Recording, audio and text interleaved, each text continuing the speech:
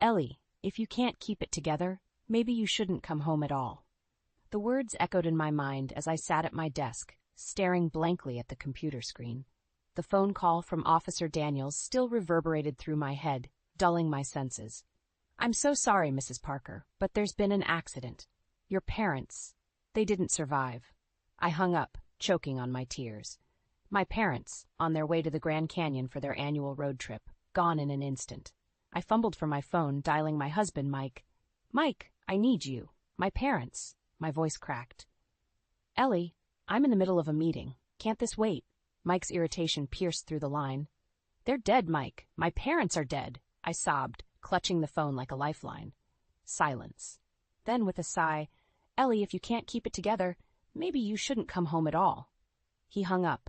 Stunned, I dropped the phone. The hum of the office felt distant as I rushed out, barely noticing my colleagues' concerned glances. The drive home was a blur. When I arrived, Mike was already there, standing in the kitchen.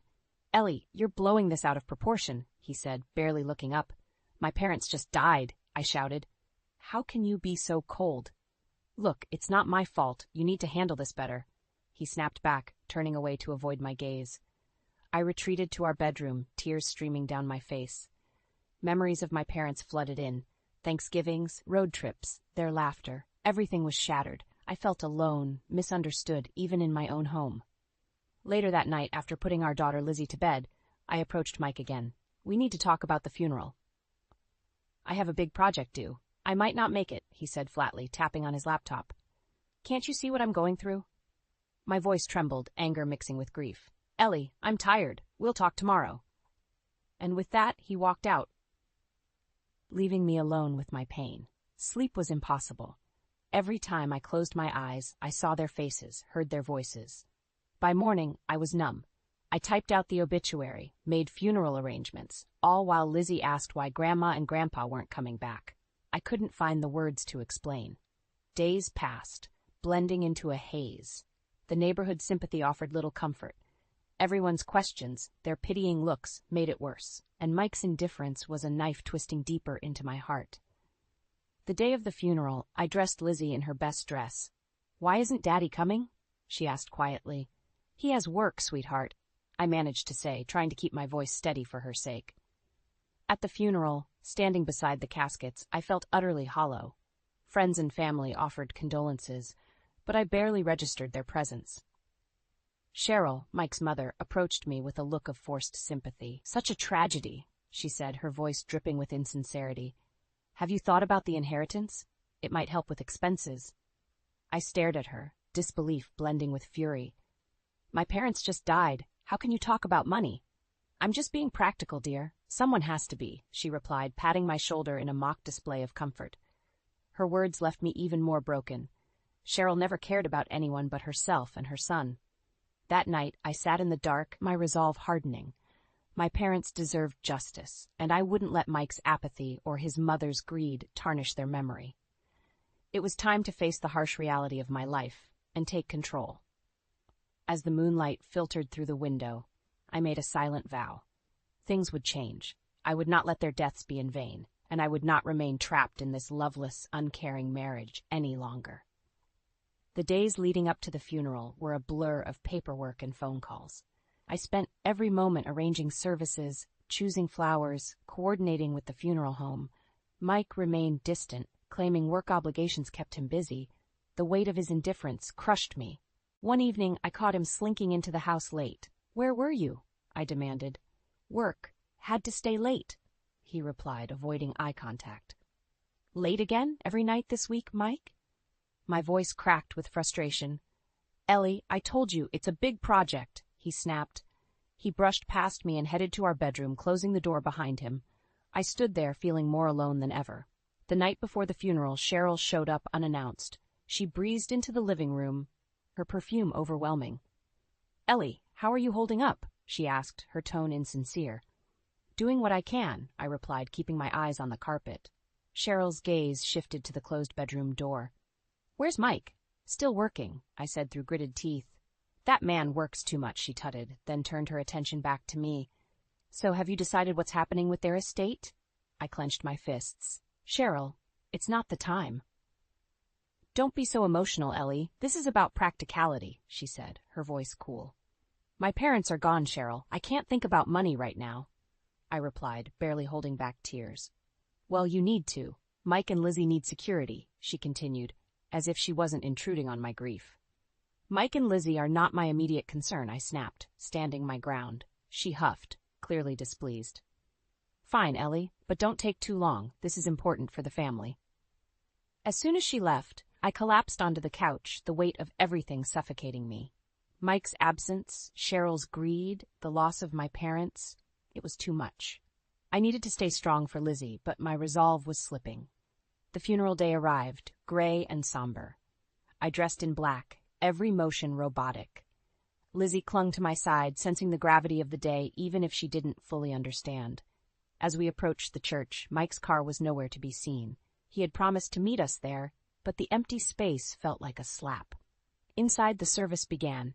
The minister spoke kind words about my parents, but all I could think about was Mike's empty seat. When it was my turn to speak, I choked back tears just looking at the sea of sympathetic faces. Afterward, at the reception, Cheryl approached again. You need to think about Lizzie's future, she said, cornering me by the refreshment table. I'm trying to get through today, I said, my voice breaking. Ellie, you're the mother now. You have responsibilities, she lectured, her eyes hard. I'm well aware of my responsibilities, Cheryl, I replied sharply, barely containing my anger. Her face twisted in disapproval. You're making this harder than it needs to be, she muttered before walking away. Standing there, surrounded by people, yet utterly alone, something inside me hardened. Mike's coldness, Cheryl's incessant greed, these weren't just inconveniences. They were part of a larger problem, a toxic burden I didn't need to carry. I looked down at Lizzie, her innocent face looking up at me. For her sake, I knew I had to act. I couldn't rely on Mike or endure Cheryl's manipulation any longer. My parents' death had shattered my world. Now I had to rebuild it, stronger for both of us. It was time to make some changes, and I knew exactly where to start. As days turned into weeks after the funeral, I noticed Mike's absences becoming more frequent and his excuses thinner. Each late-night return chipped away at the fragile remnants of our marriage. One evening, while Lizzie was engrossed in her homework, I cornered him in the kitchen. Where have you been, Mike? I asked, my voice steady. Work, Ellie. I told you, he replied, avoiding eye contact as he rummaged through the fridge. Work? Really? I crossed my arms. You smell like cheap perfume. He froze, then turned to face me, his expression hardening. You're imagining things. Maybe you should get help. I scoffed, fury boiling up. Don't turn this on me. I know something's going on. You're paranoid, he snapped, grabbing a soda and slamming the fridge door shut. I watched him walk away, a decision forming in my mind. If he wouldn't come clean, I'd find out myself. I had to know the truth for my and Lizzie's sake. The next day I made a call to a private investigator.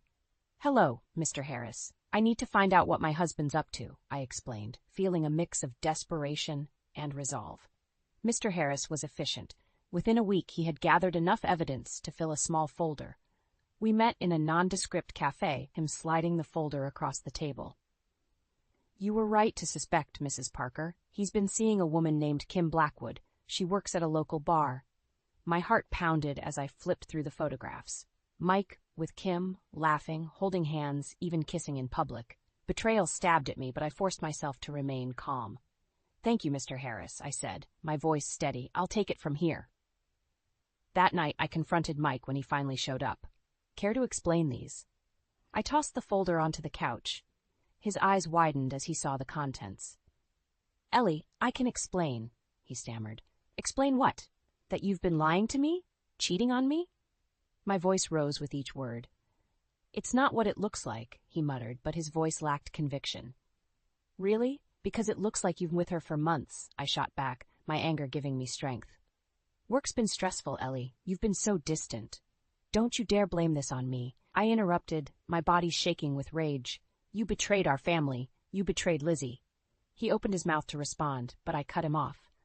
I want a divorce, Mike, and you're going to pay for what you've done. His face turned from guilt to anger. You think you can just take Lizzie away from me? I'll fight you on this. I have more than enough evidence. Any court would side with me, I said, standing tall. This isn't just about me anymore. It's about our daughter, and she deserves better. Mike stormed out, slamming the door behind him. I stood there, breathing heavily, the house silent except for the ticking of the clock. Lizzie was asleep upstairs, unaware of the storm that had just erupted. The next morning, I began gathering more evidence, financial records, text messages, anything that would secure my case. Each piece of proof was another step toward freeing myself and protecting Lizzie. I contacted a lawyer, determined to proceed strategically. "We have a strong case," the lawyer assured me. "With the evidence you've provided, we can ensure full custody and a hefty alimony. Your husband won't stand a chance." Hearing those words bolstered my resolve. This wasn't just about ending a marriage. It was about reclaiming my life and safeguarding Lizzie's future. I was ready to fight, and I wouldn't back down until justice was served. I sat in the lawyer's office, the divorce papers in front of me. My hands felt steady as I signed each page. My attorney, Mrs. Grant, gave a nod of approval. "We've got a strong case, Ellie. Present these to Mike and he'll realize he can't win." Leaving the office, I felt a strange mix of determination and dread. I drove straight home, needing to confront Mike immediately, armed with the legal documents and unshakable resolve. He was sitting on the couch, watching TV, seemingly oblivious to the storm brewing. "Mike, we need to talk," I said, standing in front of him, blocking the screen. He looked up, irritated. "What now, Ellie?" I tossed the papers onto his lap. "These. Sign them." He glanced at them, his face slowly turning red as he realized what they were. "Divorce papers? You've got to be kidding me." He stood up, towering over me. "I'm done, Mike. I want out, and I'm taking Lizzie with me," I replied, not backing down. His face twisted in anger. "You think you can just walk away and take my daughter? I'll fight this. I'll ruin you, Ellie. You'll never get custody." "I've got plenty of evidence to prove you're unfit," I shot back. "Your affair, your neglect, I'll make sure the court sees it all." He laughed, a cold, bitter sound. "You really think you can beat me? I'll drag you through the mud. I'll make sure everyone knows you're the unstable one. You won't have a leg to stand on." "Do what you want, Mike. I'm not backing down. Lizzie deserves better than this toxic environment." "You think you're some kind of hero?" "You're nothing without me, Ellie," he sneered. I felt a surge of anger. "I'm stronger than you think, and I'll prove it. Sign the papers, Mike, or I'll see you in court." For a moment we stood there, glaring at each other. Finally, he snatched the papers and threw them to the ground. "This isn't over, Ellie. Not by a long shot." I picked up the papers, my resolve strengthened by his threats. "We'll see about that." Over the next week, Mike's threats became more intense. He called me at all hours, leaving angry voicemails. He showed up at my job, trying to cause scenes, but my coworkers helped keep him at bay. It was exhausting, but I refused to let him see me falter. One evening, I heard him on the phone with his mother. "She's trying to ruin me, Mom. I need to find a way to take Lizzie away from her." Cheryl's voice came through, sharp and manipulative. "We'll fight this together, Mike. She won't stand a chance against us." I knew they'd stop at nothing to hurt me, to take Lizzie from me. But I wouldn't let them. I had the support of my lawyer, my friends, and my undeniable evidence. I had to be strong for Lizzie. I called Mrs. Grant. "We need to proceed. His threats are escalating." "We'll move quickly," she assured me. "Stay strong, Ellie. We've got this." The next morning, Mike received an official notice to appear in court. His fury was evident as he stormed into the house, waving the papers. "You think you can win this?" "Yes," I replied simply, "because it's the truth." "This is war, Ellie," he spat, throwing the papers at my feet. "So be it," I said, standing firm. For Lizzie, for my parents' memory, and for myself, I would not back down. The battle lines were drawn, and I was ready to fight with everything I had. I sat at a small table in the corner of the cafe, my heart beating fast. I clutched the divorce papers in my hand, waiting for Mike to arrive. The sounds of steaming milk and clinking cups filled the air, but I was focused on the door. When Mike finally walked in, his eyes locked onto me with a look of sheer contempt. He sat down roughly, not bothering with pleasantries. "What do you want, Ellie?" "I want this over with." "You need to sign these," I said, pushing the papers towards him. He glanced at them, his jaw tightening. "I told you, I'm not signing anything. You think you can just waltz in here and dictate everything?" "You had your chance, Mike. Now it's about protecting Lizzie and moving on." He sneered. You're delusional if you think you're getting any money from me. And Lizzie? Over my dead body. As he spoke, his boss Derek entered the cafe. Derek was heading to the counter when he recognized Mike and turned towards us, encouraged by visible intrigue. Mike, what's going on here? Derek asked, eyes shifting between us. Mike's face turned pale. Nothing, sir. Just a family matter. Looks like more than that, Derek said, his gaze narrowing at the sight of the papers on the table. Ellie, Mike hissed, attempting to maintain his composure. This isn't the place. I seized the moment. Actually, it is. Mike, you've been lying and cheating for months. You've neglected your family and your job. Derek raised an eyebrow. Is this true? Mike stumbled over his words. It's complicated. She's blowing things out of proportion. No, Mike, I shot back. You've been spending company time with your mistress, not on work projects. Derek's expression shifted from curiosity to cold anger. Is this true, Mike? Sir, I can explain. Derek cut him off. Save it. I've had my suspicions. Consider this your last day at the office. Mike's face turned red, his anger barely contained. You can't do that. I just did, Derek replied sharply, turning and walking away. I watched Mike crumble before me, his career crashing as he realized there was no escaping this time. The cafe's ambient noise returned, but we were in a bubble of silence. You've ruined everything, Mike hissed, his voice shaking with rage. No, Mike. You did that all by yourself, I said, standing up. Mark my words, Ellie. I'm taking you down with me, he said through gritted teeth. Good luck with that, I replied, picking up the papers. As I walked out, I felt a surge of liberation. This battle was far from over, but I'd just won a significant victory. Outside the cafe, I took a deep breath, savoring the fresh air. Mike's downfall had begun, and I was ready to fight for our daughter's future. Every step I took away from that confrontation was another step towards justice, for my parents, for Lizzie, and most importantly, for myself.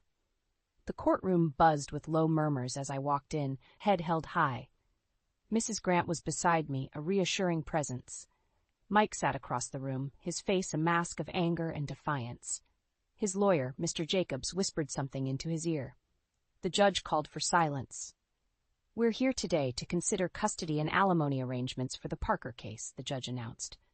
Mrs. Grant stood, addressing the court. Your Honor, we have clear evidence of Mr. Parker's infidelity and neglect, both as a husband and father.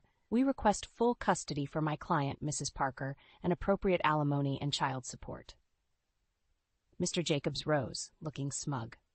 Your Honor, Mr. Parker disputes these accusations. He has been a dedicated father and deserves joint custody at the very least. The judge nodded, flipping through the files.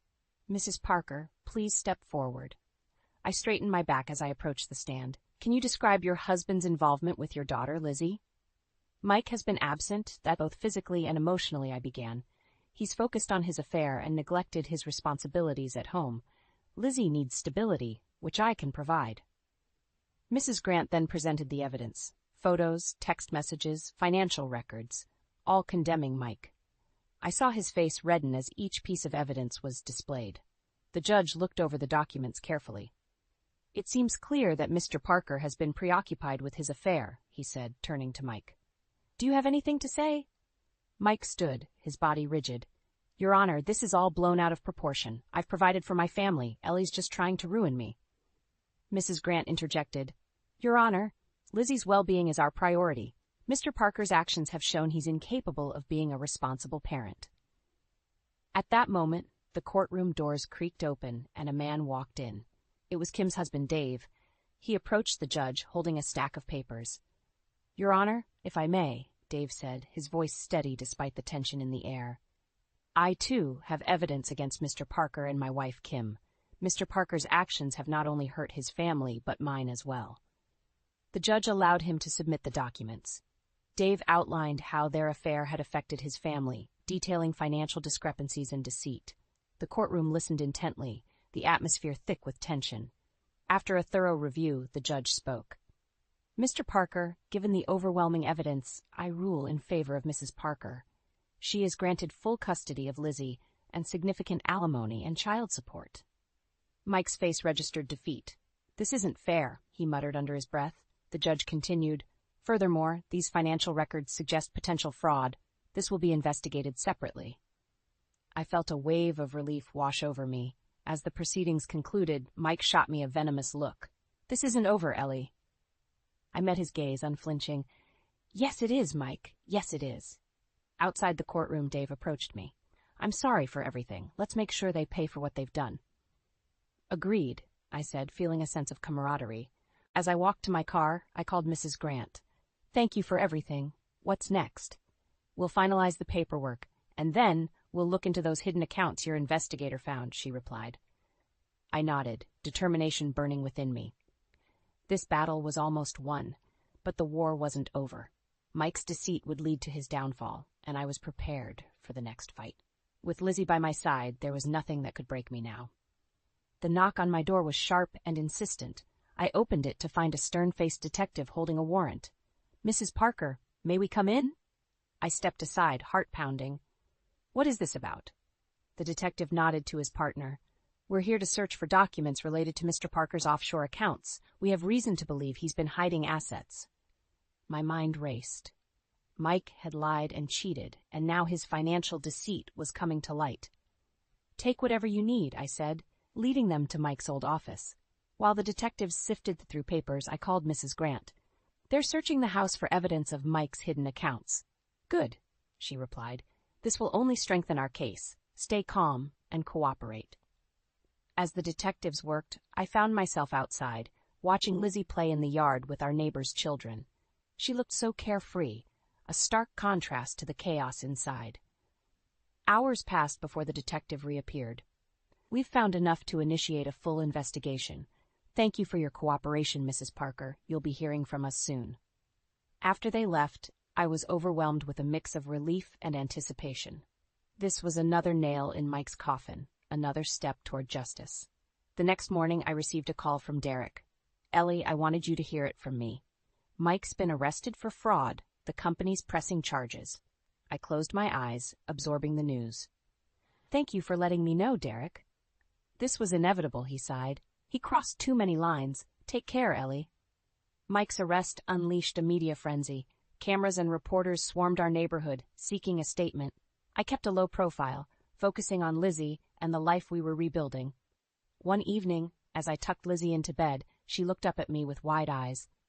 "Mommy, is Daddy coming home?" I brushed her hair gently. "Not for a while, sweetheart, but you have me, and that's all we need right now." She nodded, trusting and innocent. "Okay, Mommy, I love you." "I love you too, Lizzie," I whispered, feeling the weight of my promise. I had to stay strong for her. Days turned into weeks. Mike's world continued to unravel. His assets were frozen, his accounts scrutinized. Cheryl tried to intervene, but her attempts were futile against the mounting evidence. I received a call from Kim one afternoon. "Ellie, it's Kim. Can we talk?" I hesitated, but curiosity and a need for closure prompted me. "Fine, come over." When she arrived, she looked worn. "I'm sorry for everything," she began, her voice shaky. "I didn't realize the extent of Mike's lies. He's ruined my life, too." I studied her, seeing the guilt and regret. "So what do you want from me?" "I just wanted to apologize and offer my support. What he did to both of us is unforgivable." I nodded, feeling a strange sense of solidarity with her. "Thank you, Kim, but Mike's actions have consequences, and we both have to live with that." As she left, I felt a weight lift from my shoulders. Closure was coming, slowly but surely. Weeks later, the court verdict was in. Mike was found guilty of fraud and embezzlement. He faced years in prison, his reputation shattered, his life in ruins. Cheryl's health declined rapidly, and she moved into a care facility. Mike's network of lies had collapsed entirely. One afternoon, as Lizzie and I were playing in the yard, the sun shining brightly, I realized we had reached a turning point. "Mommy, are we okay now?" Lizzie asked, her innocence refreshing. "We are, Lizzie. We're better than okay," I said, scooping her into my arms. "This is our fresh start." She giggled, her laughter a sweet balm to my weary soul. For the first time in a long while, I felt the stirrings of hope. Our future was bright, untouched by the shadows of the past. Mike's downfall was complete, and in its wake we would rebuild, stronger than ever. The move to California was hectic but liberating. Lizzie and I left the shadows of our old life behind, embracing a fresh start. Our new home, a cozy bungalow bathed in sunshine, felt like hope personified. On the first day at her new school, Lizzie was nervous. "Do you think they'll like me, Mom?" I knelt to her level, brushing a lock of hair behind her ear. They'll love you, Lizzie. Just be yourself. We walked into the school together, the hallways bustling with students. Mrs. Thompson, Lizzie's teacher, greeted us warmly. We're so happy to have Lizzie join us. I watched Lizzie blend into her new classroom, her face lighting up with curiosity and excitement. I left, feeling lighter, hopeful for the first time in a long while. At my new job, the environment was invigorating. I dove into projects, the creativity and challenge renewing my spirit. My coworkers were friendly, and Jack, the head of our team, was especially kind. One afternoon, Jack invited me to lunch. We walked to a nearby cafe, the air filled with the scent of fresh coffee and pastries. "So how are you settling in?" Jack asked, his eyes warm and inviting. "Better than I expected. It's been a rocky year, but I feel like we're finally finding our footing," I replied. Jack nodded, his expression understanding. "New beginnings can be tough, but you seem strong. Lizzie's lucky to have you." "Thanks, Jack. It means a lot," I said, feeling a connection growing. Days turned into weeks. Lizzie thrived at school, making friends and excelling in her classes. Her laughter filled our home, a sweet reminder of our resilience. I found myself looking forward to work, where Jack's presence became a comforting constant. One Friday evening, Jack invited us over for a barbecue. "Bring Lizzie. It'll be fun," he said with a smile. At Jack's house, Lizzie played in the yard with his dog, her laughter echoing through the air. Jack and I stood by the grill, the smell of sizzling burgers making me feel at home. "You've created such a warm place here," I remarked, watching Lizzie chase the dog. "It's important to have a sanctuary," Jack replied, his tone sincere. "Everyone needs a safe place to heal." We sat on the patio, the evening turning cool.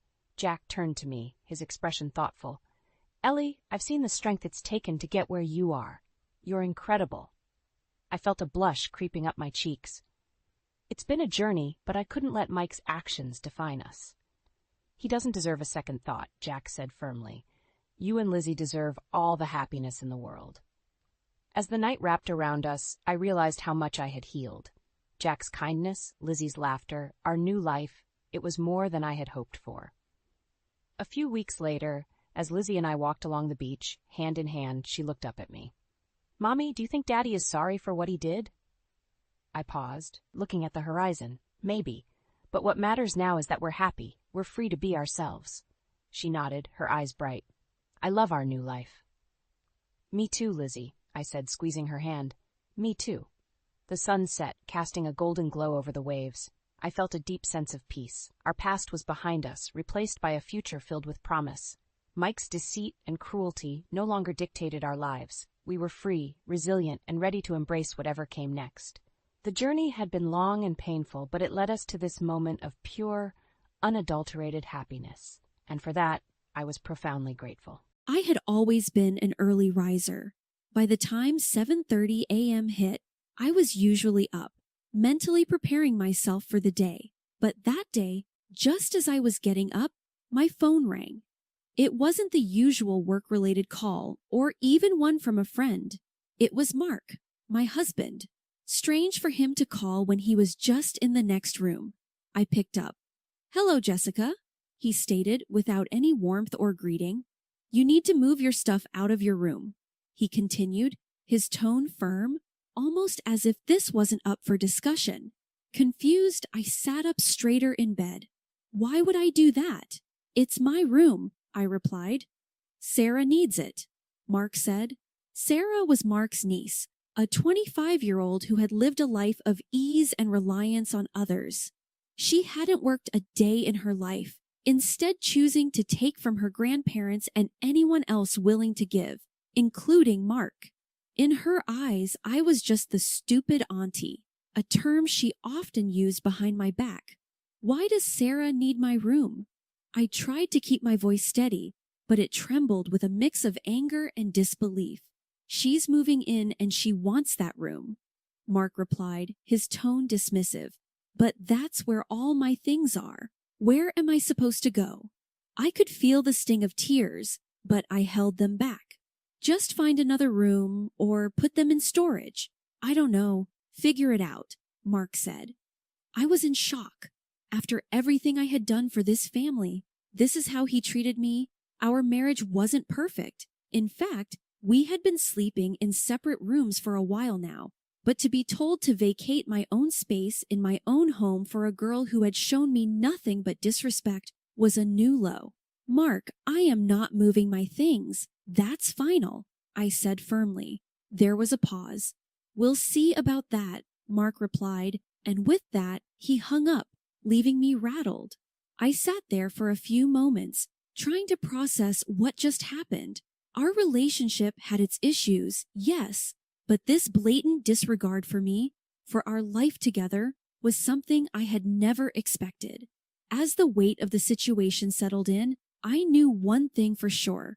I couldn't let this stand. Whatever game Mark and Sarah were playing, I had to be ready for it. This was my home, my space, and I wasn't going to be pushed around any longer. I walked through the front door after a grueling day at work, hoping for a moment of peace. But instead, I found Mark and Sarah sitting in the living room, their faces grim. It was clear that my refusal to give up my room had set things into motion. Sarah looked me up and down with a smirk, her arrogance palpable. "So I heard you don't want to give up your room," she said, her voice dripping with mock surprise. "That's right," I responded, my tone firm. "I live here. Sarah, that room is mine," Mark interjected, trying to play peacemaker. "Jessica, can't you just move your stuff to the guest room?" he pleaded. "Why should I? Why does she get my room?" I replied, looking from him to Sarah, who sat smugly, enjoying every moment of my discomfort. "Because she's family and she needs it," Mark answered, a hint of irritation creeping into his voice. "I'm your wife, Mark. Or have you forgotten that? I'm family too," I snapped back. Sarah laughed, her voice high-pitched and mocking. "Come on, Auntie Jessica, it's just a room. You can't be that attached to it." I took a deep breath, trying to keep my composure. "It's not about the room, Sarah. It's about respect. You can't just come in and demand things as if you own the place," I said firmly. She rolled her eyes. "You're making a big deal out of nothing. All you have to do is move your stuff. Is that so hard?" Mark intervened, raising his hand as if to silence us. "Jessica, just move your stuff. This isn't worth the fight," he pleaded. I stared at him in disbelief. He was my husband. He should have been on my side. Instead, he was sitting with a niece who had repeatedly shown disdain for both him and me. I felt betrayed. "Mark, I won't be bullied into giving up my space. Not by you, not by her," I said, pointing at Sarah. "This is our home, and I deserve to be treated with respect." Sarah laughed again. "Respect? From what I've seen, you don't deserve any." I was taken aback by her audacity. "Sarah, you might think you can walk over everyone, but not me. I won't be pushed around," I said with as much dignity as I could muster. Mark sighed, rubbing his temples as if the weight of the world was on his shoulders. "This is getting us nowhere. Just move your stuff, Jessica," he said. I shook my head. "No, I won't." The atmosphere in the room grew tense, the three of us locked in a standoff, each waiting for the other to blink. The only sound was the ticking of the clock on the wall. Finally, Sarah stood up, her face red with anger. "Fine, keep your stupid room, but this isn't over," she spat, and with that, she stormed out, leaving me and Mark in an uncomfortable silence. I could tell this was only the beginning of our troubles. The next morning, as I prepared my morning coffee, my phone buzzed with a notification, a text message from an unknown number. I opened it, curious. "You should have given me that room. You'll regret crossing me," it read. A cold shiver ran down my spine. I knew instantly who it was from. "Sarah," I replied, trying to keep my cool. "You don't scare me, Sarah. This is my house, and you can't dictate what happens here." Almost instantly, her reply came in. "This isn't over, Auntie Jessica. You have no idea what I'm capable of." Just as I was trying to process this new threat, Mark walked into the kitchen. He looked tired, dark circles under his eyes. What's wrong? I asked, showing him the messages. He looked at the screen for a long moment. She's just upset. Don't let her get to you, he said. I frowned. This isn't just being upset, Mark. She's threatening me in our own home. He sighed. I'll talk to her. But you have to understand, she's had a tough life. Losing her parents at a young age wasn't easy. I interrupted him. That doesn't give her the right to behave this way. She's an adult, not a child. Mark looked away, clearly torn between supporting me and defending Sarah. I'll handle it, okay? But the conversation was far from over. That evening, as I was settling into my room, Sarah knocked on the door. I opened it, and she stood there, her posture defiant, eyes cold. Listen, Auntie Jessica, I don't know why you're making things difficult. Just give me the room, and all of this can be over, she said. I took a deep breath. I told you, Sarah, this is my room, my house. You can't come in here and make demands. I replied firmly. She smirked. Maybe not, but I can make life very difficult for you. I looked her straight in the eye. Is that a threat? Sarah leaned in, her voice a low whisper. Consider it a warning. And with that, she turned on her heel and walked away. Sleep didn't come easy that night. The weight of Sarah's warning pressed on me. What was she planning? What was she capable of? And why was Mark so blind to her manipulations? The only thing I knew for sure was that I had to be prepared. Whatever Sarah had in store, I wasn't going down without a fight. Days melded into weeks, and each day seemed grayer than the one before. The walls of the house felt suffocating, and Sarah's smug demeanor was a constant thorn in my side. From leaving unwashed dishes in the sink to borrowing items without asking, she seemed intent on testing my patience. But nothing could have prepared me for the horror that awaited me on one fateful evening. Returning home from work, I immediately sensed something was amiss. The usually locked front door stood slightly ajar. Hesitantly, I pushed it open, half expecting to find a robbery in progress. The living room was untouched, but a trail of torn fabric leading upstairs caught my attention. Swallowing the lump in my throat, I followed the trail to my bedroom. The sight that greeted me was heart-wrenching. My clothes, years of curated outfits, gifts, and personal memories, all cut up and strewn carelessly around. The violation of my personal space was a feeling I couldn't describe. Jessica, what did you do? I heard Mark's voice behind me, dripping with accusation. What did I do? I turned, a mix of disbelief and anger. Your niece did this. Sarah appeared beside him, feigning innocence. Why would I ruin your things, Auntie Jessica? Maybe you did this for attention. Mark looked at me, his gaze colder than I'd ever seen. Did you do this, Jessica? Did you ruin your clothes to frame Sarah? My jaw dropped. You think I would destroy my own things, my cherished memories? Mark's voice grew harsher. Maybe you wanted a reason to kick Sarah out. My heart felt like it was shattering. The man I had once loved and confided in now looked at me like a stranger.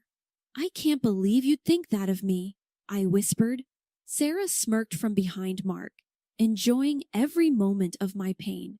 Maybe you should have just given me the room. None of this would have happened. I backed away, tears streaming down my face.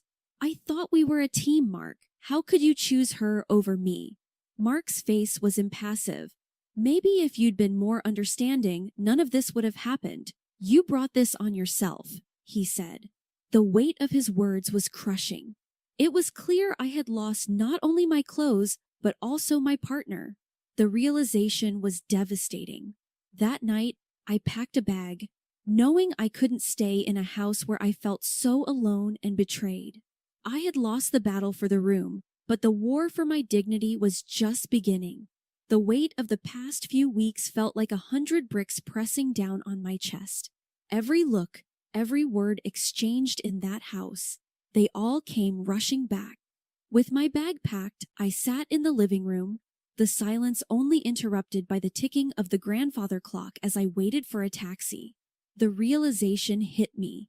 This wasn't just about a room, my clothes, or even Sarah. It was about respect, trust, and my place in this family. My phone buzzed, a call from Lisa, my best friend. "Hey, Jess," she said, her voice filled with concern. "I heard what happened. Are you okay?" "I don't know," I replied, trying to keep my voice steady. "I feel so lost, Lisa. I never thought Mark would turn on me like this." Lisa sighed. Sometimes people show their true colors when faced with difficult situations. Maybe this was a wake-up call. "You're right," I murmured. "But what am I going to do now? I've invested so much in this relationship and this house." "You need to make a decision for yourself," Lisa advised. "For your well-being and your future. Don't let anyone else dictate your worth." Lisa's words resonated deep within me. Mark's parents and Sarah had taken so much from me already. My peace, my happiness, and even my own space. But they couldn't take my self-worth unless I let them. It was time to reclaim it. Determined, I made my way to the bank the next day. As I sat in the financial advisor's office, I explained my situation. "I want to ensure that my assets are protected, and I need to know where I stand financially," I said. Mr. Harris, the advisor, nodded sympathetically. "We can definitely help with that. Let's review your accounts and see what we can do." As we delved into my finances, it became evident that I was the primary contributor to most of our investments and accounts. "Mrs. Thompson, it appears that you've been the major breadwinner here. If you decide to divorce, you have a strong case for a significant portion of these assets," Mr. Harris explained. Divorce. The word felt heavy, yet in a strange way, liberating. Could I really take that step? When I returned home that day, Mark was waiting. "Where were you?" he asked, his voice dripping with suspicion. "I went to the bank," I replied calmly. "I needed to review our finances." His face paled. "Why?"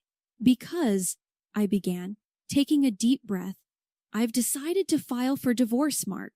I can't be in a relationship where I'm constantly belittled and betrayed." Mark looked stunned. "Jess, you're overreacting.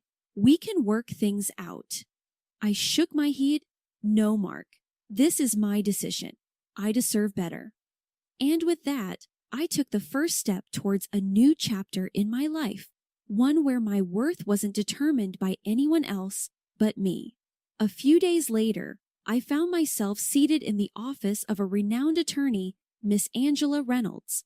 Her reputation for handling difficult divorce cases was what drew me to her. As I relayed the events that led to my decision, Angela listened attentively. "It's clear that you've been through a lot," Angela commented, jotting down some notes.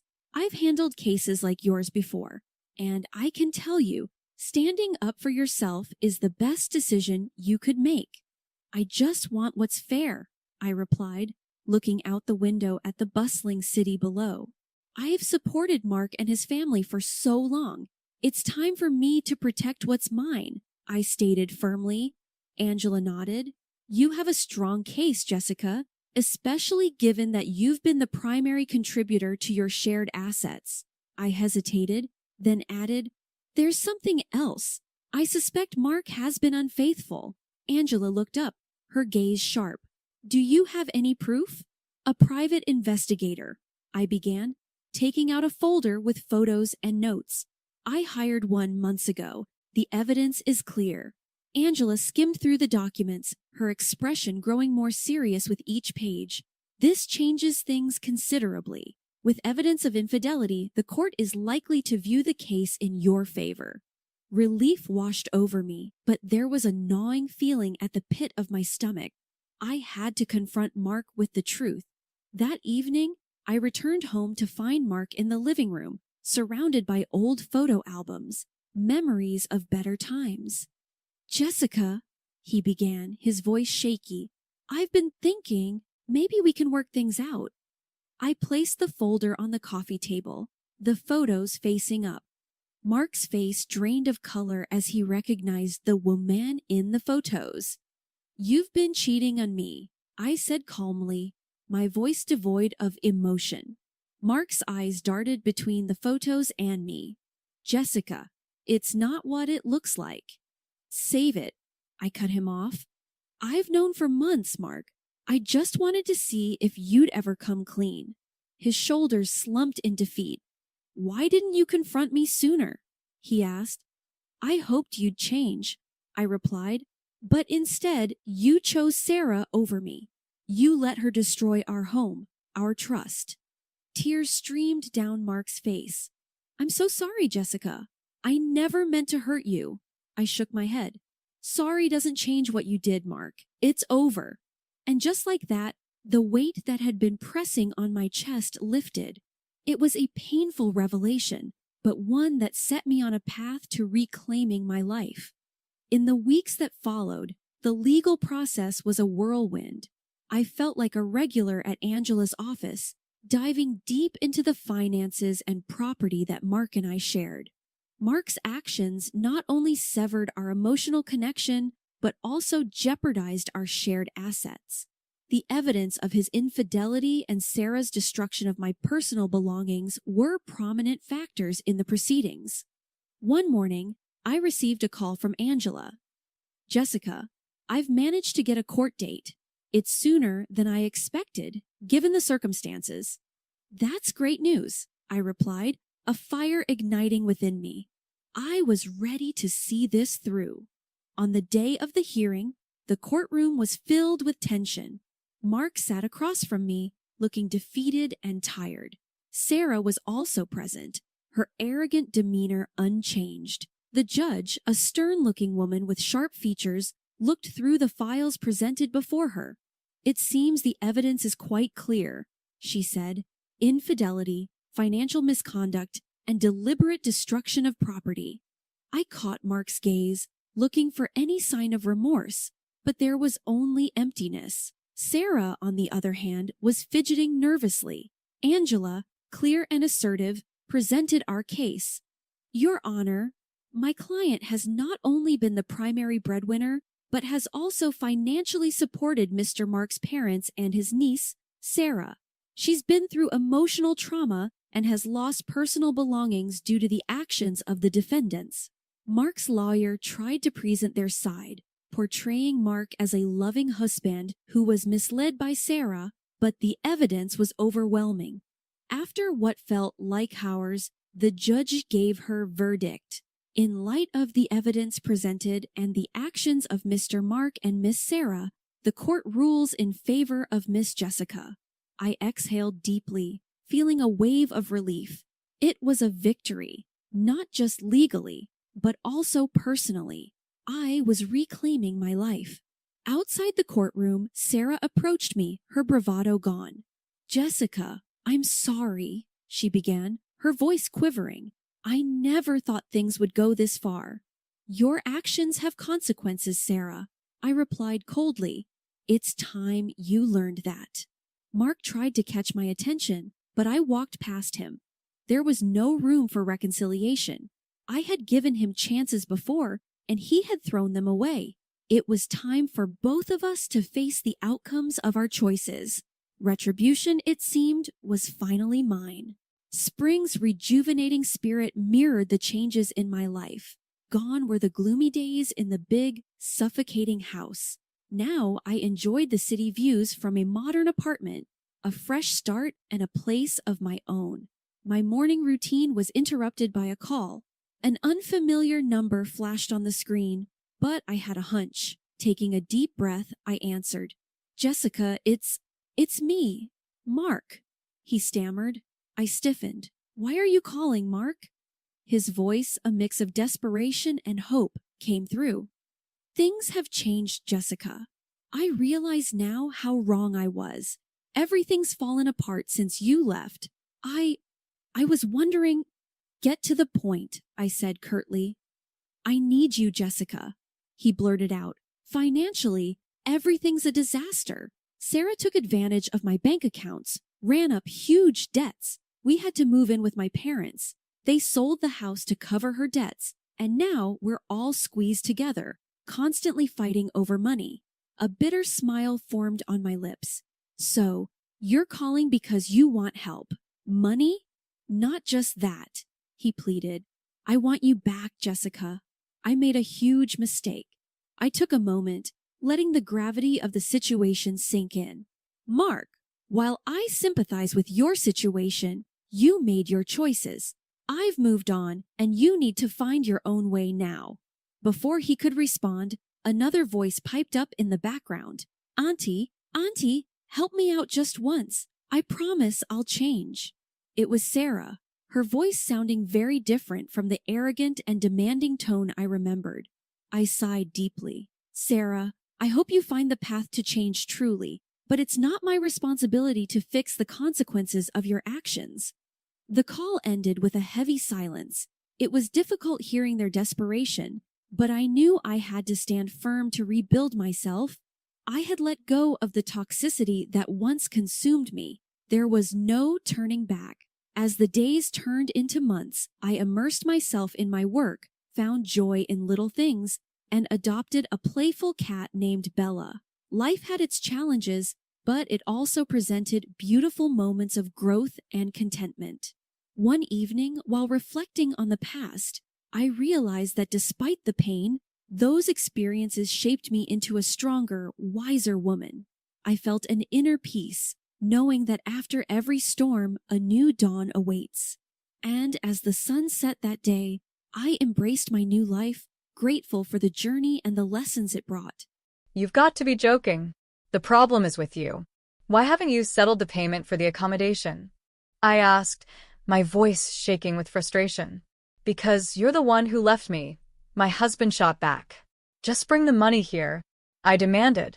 I'm not going to do that. I'm the one who was left behind, he said coldly. I didn't even want to go on that trip in the first place. This was just another day in our troubled marriage. My husband and I have been married for 7 years. We have a 6-year-old daughter who is the light of my life. Watching her grow, laugh, and discover the world has been the best part of every single day. But sadly, my relationship with my husband has been falling apart. When my daughter turned 1, I decided to quit my job. It wasn't an easy decision, but I wanted to be there for her as she grew. However, instead of supporting me, my husband made it clear that if I wasn't working, I had to take care of all the housework by myself. So I did it all. I cleaned, cooked, and took care of our baby without any help. When she was a newborn, I barely got any sleep. It was exhausting. I remember one night feeling so drained that I asked my husband to help. His response shocked me. If you don't like it, I can divorce you anytime, he said without hesitation. He even showed me a set of completed divorce papers. He put them in the drawer right in front of me, as if to remind me that he could leave whenever he wanted. After that, whenever we had an argument, he would pull out those papers and mention divorce with a disgusted look on his face. And then there's my mother-in-law, the person who raised him to think this way. She's just like him, controlling and critical. She comes over to our house whenever she wants, without asking. One day, she visited unannounced, opened the fridge, and started eating my daughter's yogurt without even asking. But that wasn't the worst of it. Whenever she came over, she would lecture me endlessly about how a proper wife should behave. She'd even inspect the corners of my house for dust and criticize me if she found any. Today, she came over again. I have good news for you, she said with a big smile. I didn't trust her at all. What is it? I asked cautiously. What's wrong with you? You should look happier when I'm bringing good news, she snapped. You're so ungrateful, just like my son says. Okay, what's the news? I asked, forcing myself to stay calm. We're going on a trip, she announced proudly. Where to? I asked, confused. It's your job as the unemployed one to figure that out, she said with a smirk. Honestly, you're really not very smart, are you? It's such a shame. And just like that, she left me feeling small and defeated once again. I have a surprise for my son, who works so hard all the time, my mother-in-law announced, looking pleased with herself. A surprise? I asked, unsure what she meant. Yes. Let's help him relax and leave behind all his tiredness, she said with a smile. But something in her tone made me feel uneasy. It didn't take long for me to figure out what she meant. My mother-in-law wanted to take her son, my husband, on a trip. The problem? She didn't want to pay for it herself. Instead, she had come up with a plan to invite me and my daughter along. And guess what? She wanted me to cover the entire cost of the trip. Who would want to go on such a trip? Certainly not me. Besides, we simply couldn't afford it. Let's make it a grand trip, she added cheerfully, acting as if money wasn't an issue. No. I never said I was going, I replied firmly. Let me think about this for a while, I added, trying to end the conversation without upsetting her further. That evening, my husband came home from work in a terrible mood. I immediately knew why. My mother-in-law must have called him and told him about our conversation. I heard you disobeyed my mother today, he said, confronting me as soon as he stepped through the door. I was just telling her the truth, I replied, feeling defensive. What truth? That we can't take her on vacation, he asked, his voice rising. That's right. We don't have that kind of money, I admitted, feeling the heavy weight of our financial situation pressing down on me. But he wasn't ready to listen. My mother said it was a surprise. She already told me about the trip. What's the surprise in this? I asked, frustrated. If we can't manage our finances, how are we supposed to afford a trip? It's your fault we can't manage the money, he snapped. How am I supposed to manage money that we don't even have? I shot back. Are you trying to say that I don't make enough? He asked, clearly offended. Well, it's not exactly much, I said, unable to hold back my honesty. You've got to be kidding me, he grumbled. Anyway, I'm going on this trip. You need to plan everything. That's an order. And if you can't do it, we're getting a divorce. His words cut deep. I felt my heart sink. I might as well get a divorce now, I muttered quietly under my breath. But as frustrated as I was, one thought kept me from saying more. What will my daughter think? She was the only reason I hadn't walked away already. In the end, I found myself searching for hotels and trying to plan the trip, not because I wanted to, but because I had no choice. I wasn't even sure about going on the trip, but my mother-in-law kept insisting. After talking with my husband, she became even pickier about her demands. I want a room with an open-air bathtub, she declared, and the meals must be the most luxurious ones at the hotel. Her requests seemed endless, and I couldn't help but wonder how much all of this would cost. But if I didn't meet her demands, I knew what would happen. I'd be met with another storm of sarcasm and criticism. It felt like I had no choice but to give in, even though it frustrated me deeply. Finally, I decided to take a bold step. I shamelessly went ahead and fulfilled all of her requests, but the way I managed it wasn't something she expected. When my mother-in-law found out everything was arranged just the way she wanted, she became oddly tense and annoyed. This is all thanks to my mom, she said, saying something that didn't make much sense. But I ignored it. That evening during dinner, my husband started one of his usual lectures. He had this habit of scolding me over the smallest things, but after 5 years of dealing with it, I had become almost immune. I let him talk and didn't even bother responding. Thankfully, he never used sarcasm or harsh words in front of our daughter. It seemed like he didn't want her to see that side of him, which gave me some relief. The day of the trip finally came. I found myself sitting in the driver's seat, gripping the wheel tightly. Of course, I was the one who rented the car and, naturally, the one doing all the driving. My husband sat comfortably in the passenger seat, acting like he owned the car. In the back seat, my mother-in-law kept talking to herself about souvenirs she wanted to buy, completely ignoring my daughter, who was trying to get her attention. I drove all morning without a single offer of help from either of them. No one asked if I needed a break or if I was tired.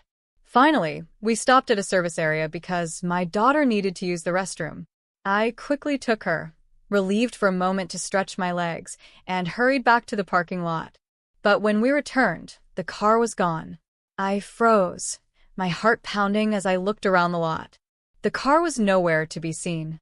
Feeling panicked, I called my husband. He didn't pick up. Next, I tried calling my mother-in-law.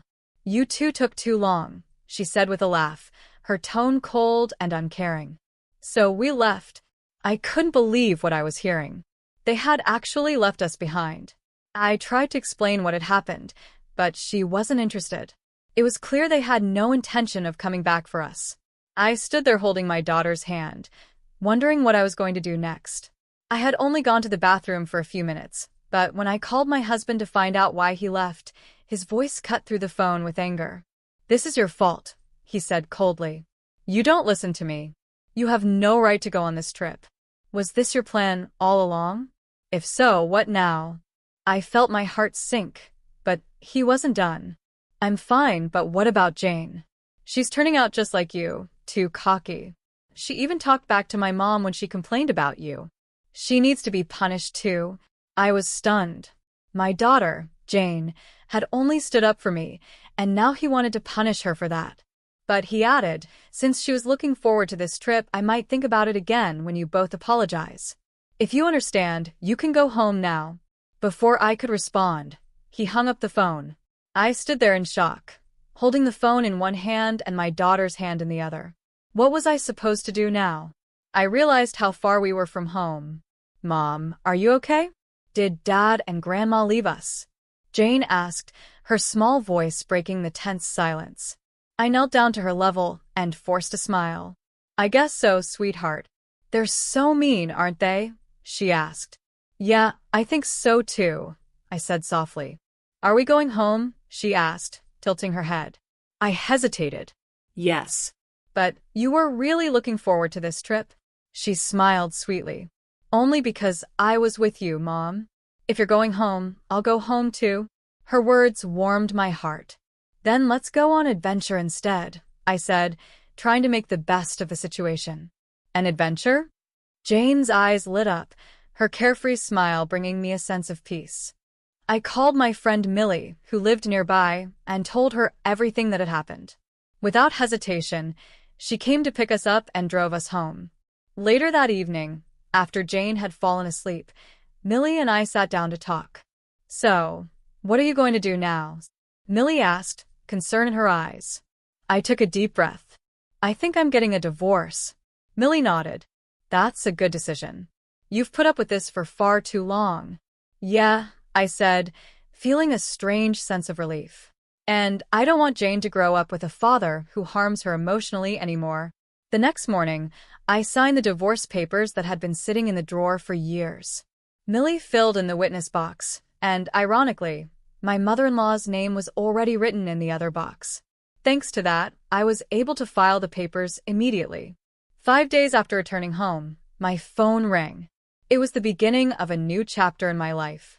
After dropping my daughter off at kindergarten, I got a call from my husband. His tone was sharp and angry.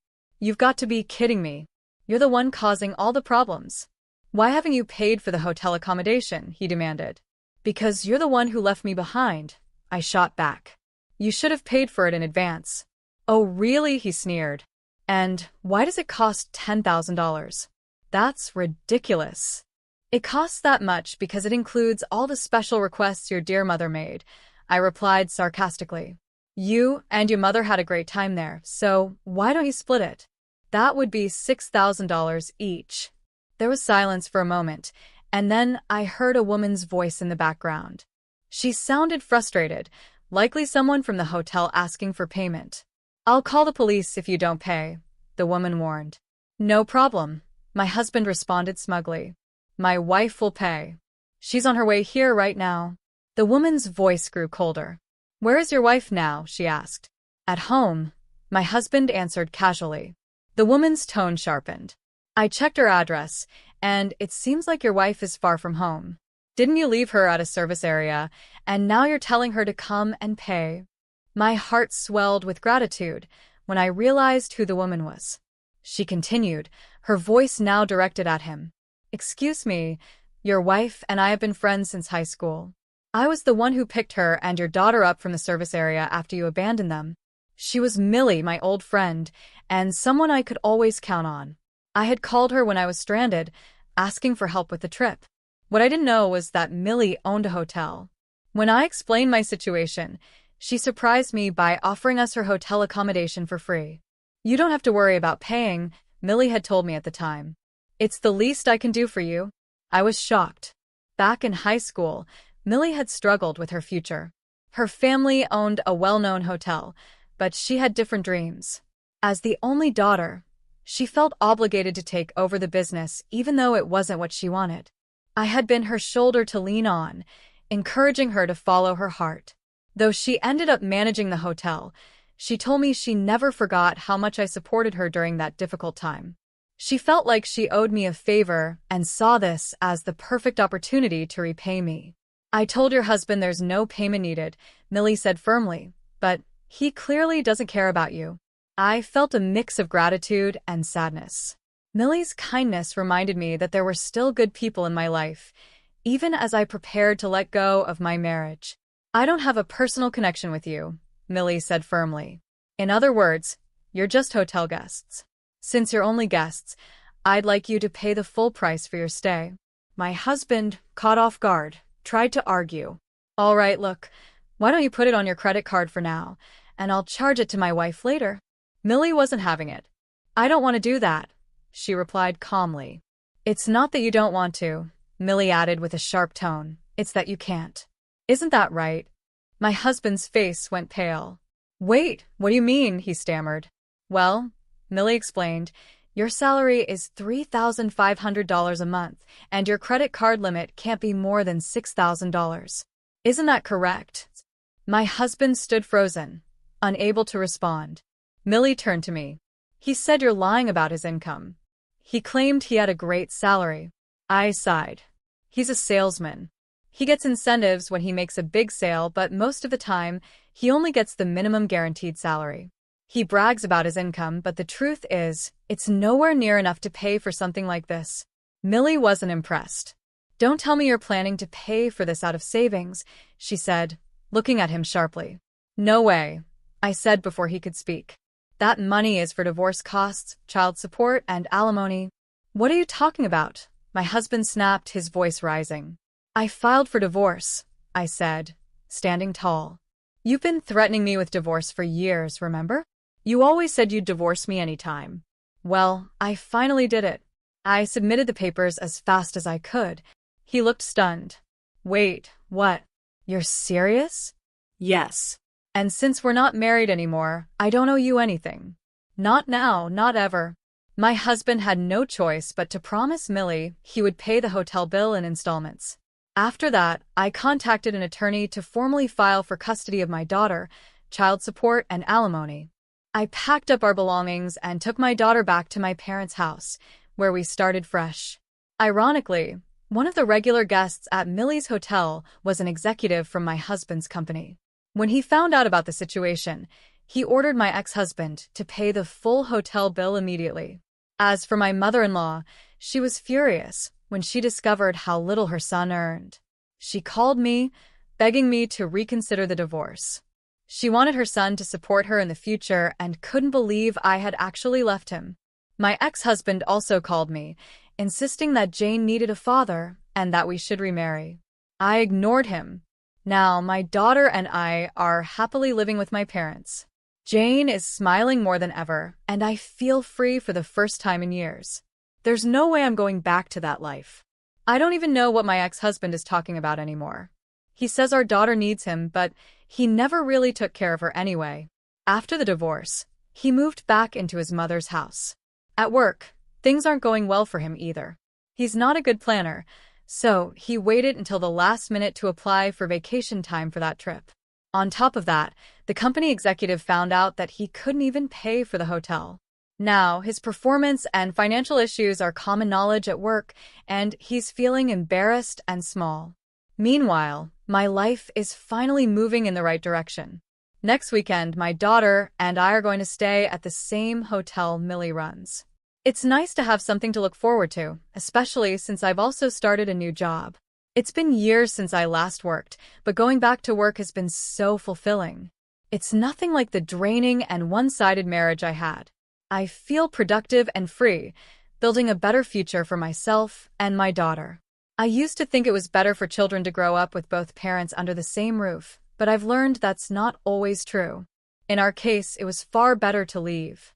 What really matters is having happy parents who can raise their children in a healthy environment.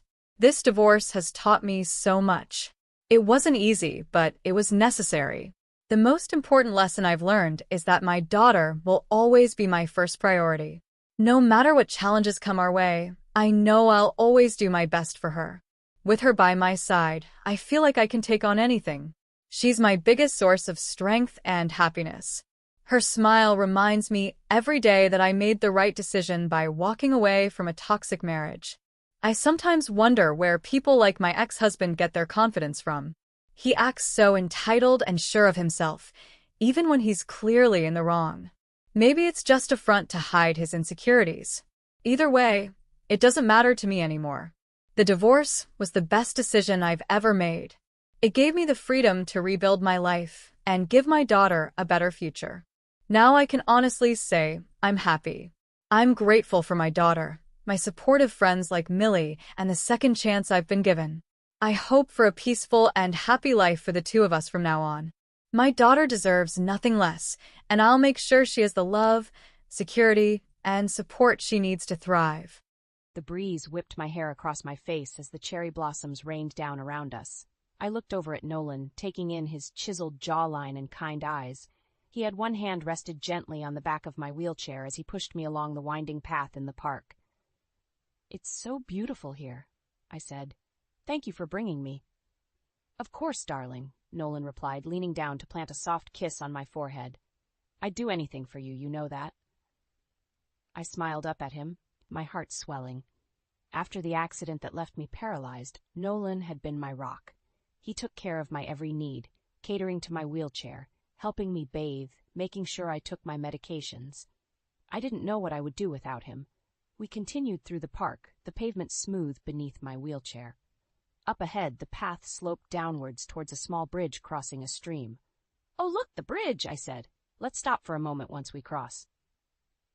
"Of course," Nolan said, his voice suddenly tense. As we started down the slope, he pivoted my chair sideways. Before I could ask what he was doing, he leaned down, his lips nearly touching my ear. "I'm bankrupt," he whispered harshly. "I've blown through your inheritance. I need that life insurance money if we're going to live comfortably." My heart dropped into my stomach as words registered. "What are you saying?" I gasped. "I'm so sorry about this, darling." With that, he shoved my wheelchair forward with immense force. I screamed as I hurtled down the steep slope, bracing myself as the wheelchair hit the bottom and flipped over, tossing me onto the hard ground. Sharp pain radiated through my body and my vision blurred. "Nolan!" I tried to shout, but it came out as a whimper. I heard his footsteps crunching on the gravel as he approached. When he leaned over me, his face was a mask of anguish. "Oh my God, Alara!" he cried. "I'm so sorry. I lost control of your wheelchair. Here, let me get you back in." As he righted the wheelchair, disbelief flooded through me. He was pretending that this was an accident. He scooped me up and gently placed me back in the seat, his brows knitted together in feigned worry. I scanned the area wildly, but we were alone. "What have you done?" I choked out, barely able to get the words out past the pain in my ribs. "Shh," he soothed. "Try not to move. You might have broken something. I'm going to call an ambulance." As he pretended to dial his phone, I saw a flash of panic cross his face. His plan had gone horribly wrong. He knelt down next to me again, taking my hand in his. "Just hang on, baby. Help is coming. I promise I'll take care of you." The false affection in his voice made me want to vomit. Hot tears spilled down my cheeks as I realized the man I loved had tried to kill me. The steady beep of the heart monitor greeted me as I blinked open my eyes. I was in a hospital room, my body aching.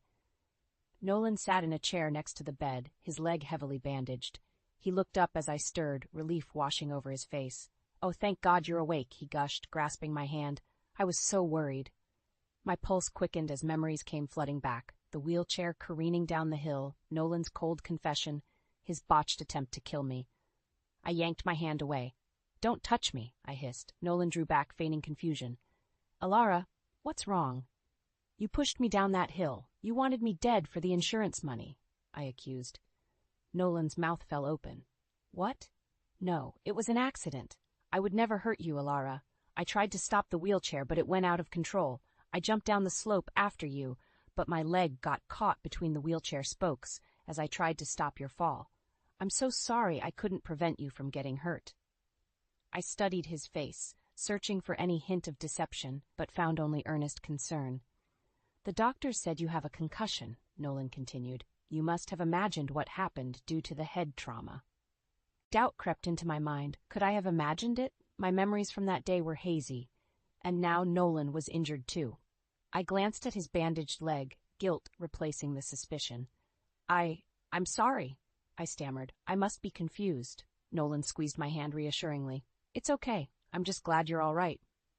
Over the next few days, as my injuries healed, Nolan doted on me relentlessly. He fluffed my pillows, fed me soup, and held my hand when the pain meds wore off. His unwavering devotion made me feel foolish for ever questioning his intentions. But as the weeks passed, small things seemed off. Nolan became obsessed with money, poring over our accounts and insurance policies.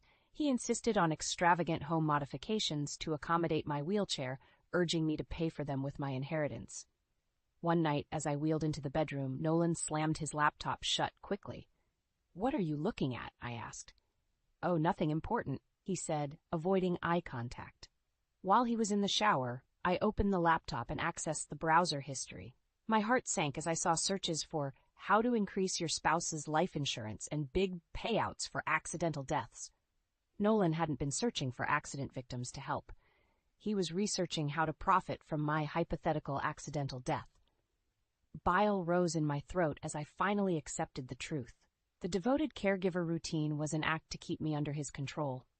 The man I loved was trying to murder me. Over the next few weeks, I settled into a new normal. The doctors said my paralysis was permanent, so Nolan dutifully catered to my needs. But his mask slipped more each day.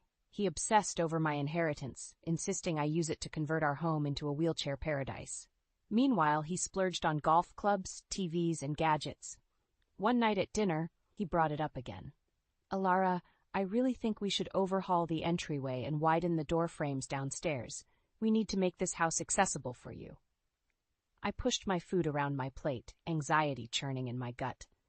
"Those renovations will deplete the remainder of my inheritance. Can't we just make do?" Nolan frowned, a flash of anger in his eyes. "But don't you want to be comfortable and self-sufficient? This inheritance is meant to be used on you." I couldn't tell him the truth, that I was preserving those funds to escape someday. "Let's just discuss it later," I said weakly, hoping to placate him. After dinner, I went upstairs and discovered Nolan had installed a new safe in our closet. He never mentioned it, and it was already locked. What was he hiding? A few nights later, Nolan left his email open on my laptop.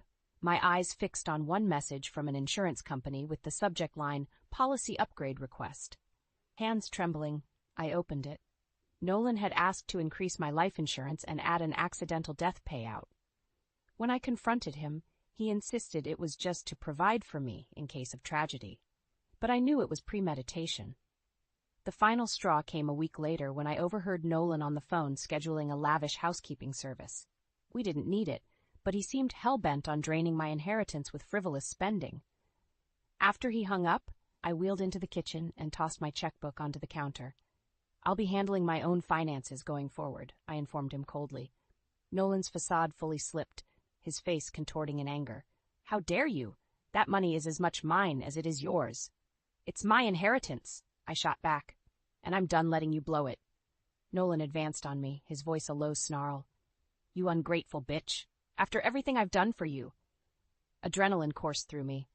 "The jig is up, Nolan. I won't let you steal my inheritance while you plot my murder." Rage blazed in his eyes, but he quickly masked it. "Don't be ridiculous," he sneered. "I'll never understand your paranoia. But fine, manage your own money. It doesn't change my love and devotion." His duplicity infuriated me further, but I held my tongue. I needed to protect my finances at all costs until I could find a way out. Over the next few weeks, money became a battleground in our home. I took over the finances, carefully tracking every penny. When Nolan demanded I hire his lavish housekeeping service, I refused. "We don't need it," I said firmly. "I can handle the cleaning." Nolan's face darkened. "But in your condition." "I'm fine," I cut him off. "We're not wasting money." After that, our arguments escalated. Nolan increasingly spent money behind my back, on expensive takeout when I cooked simple meals, new electronics, anything he desired. One day, I came home to find he had purchased a $3,000 Tempur-Pedic mattress without consulting me.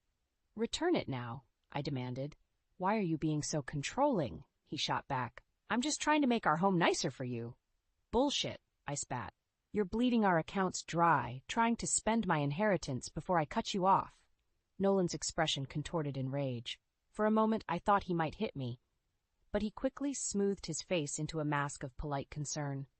"Elara, I'm worried about you," he said gently. "This obsession with money isn't healthy. You know I just want what's best for you." I wanted to scream at his pathetically transparent manipulation, but I held myself in check. Over the next week, small amounts of cash began disappearing from my purse. $20 here, $50 there. I knew Nolan was taking it. Meanwhile, the utilities and credit card bills skyrocketed without explanation. One night I logged into our accounts and realized why. Nolan had increased the thermostat to 85 degrees, changed our cable package to premium channels, and added himself as an authorized user to my credit card. The next morning, I changed the thermostat back and called the cable company to downgrade our plan. When Nolan realized what I'd done, he cornered me in the kitchen. "How dare you make changes without consulting me?" he bellowed. I refused to cower. "I'm correcting your frivolous spending. You're bleeding me dry." Nolan slammed his fist on the counter. "That's my money, too. You don't get to control everything." "It's my inheritance," I shouted back. "I see exactly what you're doing, trying to drain that money, but I won't let you get away with it." Nolan stepped closer, looming over me. "You'll regret this," he hissed. "That money is the only reason I'm stuck playing your little wheelchair nursemaid." I recoiled at his words, my worst fears confirmed. Our relationship was nothing but a ruse designed to steal my inheritance. "Get away from me," I snarled. "We're done." I wheeled my chair backwards from him, my heart pounding with rage and adrenaline. The man I loved was gone. All that remained was a manipulating thief trying to drive me to bankruptcy or death. But I wouldn't back down or surrender my independence. Not to him, not to anyone. The battle lines were drawn. After our blow-up, I stopped speaking to Nolan altogether. The loving facade had slipped away, exposing his deceit. Now we coexisted in tense silence, speaking only when necessary. I continued scrutinizing our accounts, noticing strange inconsistencies. Gas and grocery expenditures were double what they should have been. When I asked Nolan about it, he got evasive. "I've just been driving more for errands," he muttered, "and groceries are expensive lately." I knew he was lying and pocketing the extra cash, but I had no proof. Suspicions gnawed at me. Where was he driving? Was he seeing someone else? I decided to find out. I called a private investigator and explained my situation. 2 days later, I received a large envelope in the mail. Hands shaking, I opened it to find photos of Nolan embracing a woman in front of a nice suburban home, captioned with an address. Bile rose in my throat as I realized the truth. Nolan had a secret family. Fury coursed through me. All the manipulation and lies weren't just about money. He was living a double life. I wanted to confront him right away, but I waited. I needed more proof before initiating the inevitable divorce. A few days later, the investigator provided bank records indicating Nolan had purchased the other home outright and was funneling money into a joint account with the other woman. Her name was Celia. Armed with evidence, I decided to confront Nolan at the hospital where he volunteered, a smokescreen for his deceit. As I wheeled into the hospital lobby, I spotted Nolan at the front desk flirting with a nurse. Before he saw me, I called out loudly, "Hey, Nolan, how's Celia doing?" Nolan's head whipped around, his face draining of color when he saw me. He quickly masked his shock with feigned confusion. "Who?" he stammered. I threw the envelope of evidence onto the desk. Photos and bank records spilled out. "Save it!" I spat. "I know about your little wifey across town. Did you really think you could get away with it?" Nolan glared at me coldly. "You don't know what you're talking about. This is absurd." I shook my head in disgust. "The jig is up, Nolan. I'm filing for divorce. Have fun splitting your assets between 2 households." I wheeled my chair away, Nolan calling after me desperately. But I didn't stop. The time for mercy was over. Over the next few days, I met with lawyers to initiate divorce proceedings, documenting Nolan's infidelity and financial deceit. I wanted to ruin him. Soon after, I sat Nolan down at home. "Here are your options," I told him icily. "Agree to a divorce with zero spousal support, letting me keep 100% of my inheritance, or I'll make sure every one of your friends and family knows exactly what a cheating, swindling scumbag you are." Nolan pleaded with me, but I refused to back down. The man I loved was gone. In his place was a manipulative stranger who needed to pay. After I presented the evidence, Nolan had no choice but to agree to my terms. The divorce was swift and brutal, leaving him financially devastated.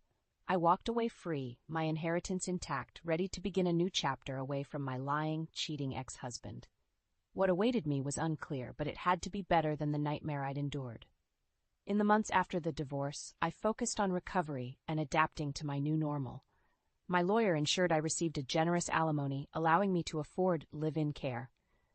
Though my paralysis persisted, my new doctor encouraged me to stay positive. "Your condition is still evolving," he assured me. "With rehabilitation, you may regain functionality." His optimism lifted my spirits. For the first time since the accident, I had hope. During one appointment, Dr. Fields reviewed my records closely, his brow furrowing. "Let's do some fresh scans," he said. The next day, I received an urgent call from Dr. Fields. "You need to come in immediately," he said gravely. "There are developments." My pulse quickened anxiously as I wheeled into his office. His expression was grim. "What is it?" I asked shakily. "The scans show your spinal cord damage is treatable," he said. "Your previous physician failed to detect this. With surgery, you could walk again." I reeled in shock. "What? But my ex-husband said my paralysis was permanent. Are you saying it's reversible?" Dr. Fields nodded. "Given proper treatment, your prognosis is very good. I believe your previous doctor misinterpreted the scans. Your ex likely concealed this from you." The revelation hit me like a freight train. Nolan had lied to keep me in a wheelchair, dependent on him. Fury boiled up inside me. "That bastard!" I exploded. "He made me believe I'd never walk again. He wanted me helpless so he could control me and access my money." "I'm very sorry," Dr. Fields said sympathetically. "Unfortunately, traumatic spinal cord injuries are often misdiagnosed. But the good news is, we can correct this. I'd like to schedule surgery right away." Overwhelmed with emotion, I broke down in tears. For months, I believed I'd spend my life in a wheelchair at the mercy of my lying, cheating ex-husband. But now a chance at freedom stood before me. The night before surgery, I met Nolan at a cafe at his desperate request. He begged me to take him back, claiming he'd changed. "Did you know my paralysis was reversible?" I demanded. "Did you keep it from me?" Nolan's silence was damning. Seething with rage, I slapped him hard across the face. "You soulless monster! You made me believe I was trapped when I could have walked away from you. Well, tomorrow I'm getting surgery so I can dance on your grave someday. I pray I never see you again." I left Nolan crying at the table, his pathetic apologies echoing behind me. The time for mercy and forgiveness had passed. Tomorrow, a new beginning awaited me. The surgery was a success. In the difficult weeks of recovery and rehabilitation that followed, spite fueled me. I imagined trampling over Nolan's broken body as I reclaimed my strength, vowing he'd never rob me of independence again. On the day I took my first solo steps, tears of joy and relief streamed down my face. I was free at last, ready to walk into a new life on my own terms. Nolan had failed. My backbone remained unbroken. In the weeks after my surgery, I wasted no time seeking final vengeance against Nolan. Legally, financially, I wanted to ruin him completely. I met with my lawyer, providing documentation of Nolan's lies about my medical prognosis. We incorporated it into the divorce proceedings to show premeditation and abuse. Nolan wouldn't just lose money in the split, his reputation would be destroyed.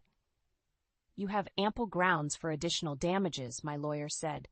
"We can sequester his assets and income sources. He won't have a cent left when we're through with him."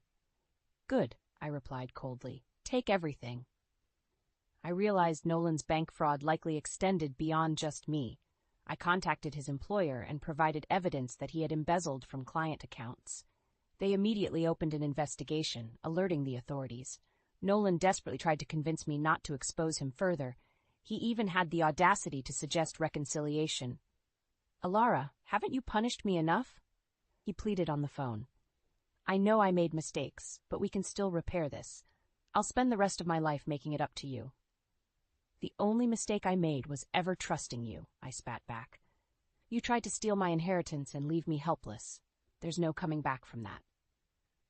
I hung up, feeling re-energized in my mission to obliterate him.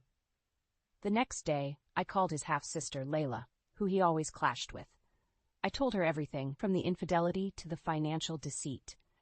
I knew he was selfish, but this is unbelievable, she fumed. What a wretched snake. He's dead to me. I'll make sure everyone knows what a vile pig he is.